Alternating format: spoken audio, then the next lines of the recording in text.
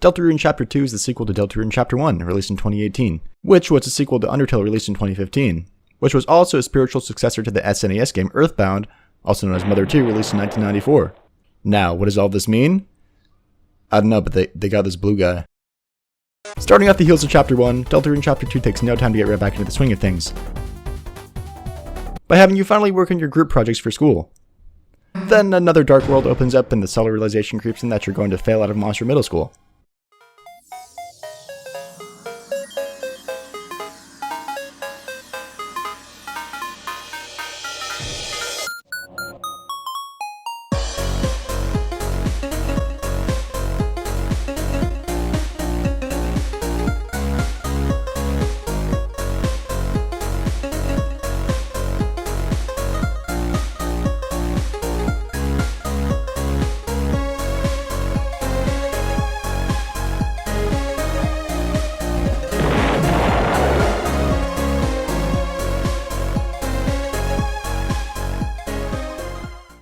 This time, the Lancer fan club ventures deep into the depths of the internet with lots of pop-ups, smarmy salesmen, and LimeWire, but split into 3 characters.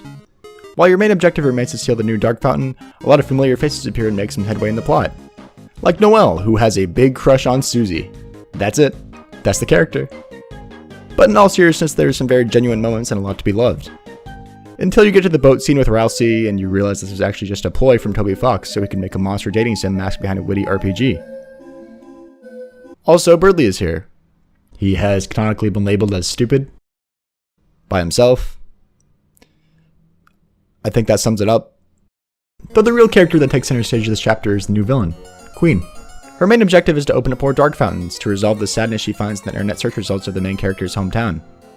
While this creates a very sympathetic villain, she's also trying to basically start fucking Ragnarok, so it balances out.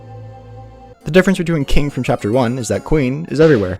In stark contrast, there's no dramatic build-up this time, as she takes a much more upfront approach, such as failing to capture the protagonists in cages, making you chauffeur her car, and also just playing Punch-Out. Queen is definitely best suited for the internet-themed setting, being a very data-driven robotic personality. She also commits one of the biggest betrayals in 21st century gaming. You said I could trust you. You said you were a gamer. Birdley. I only play mobile games. Gameplay-wise, Chapter 2 brings exactly what you expect to the table with extras. The battle system builds a bit more on itself from the previous chapter, allowing individual characters use act commands by themselves, which helps divide the work up more easily.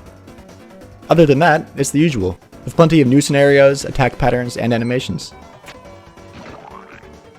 Which all leads into the best part of the game, a mecha fight with your evil contraption from the previous chapter. This is really the only game where I could even imagine a giant mech fight built from a one-off joke you thought would never appear again.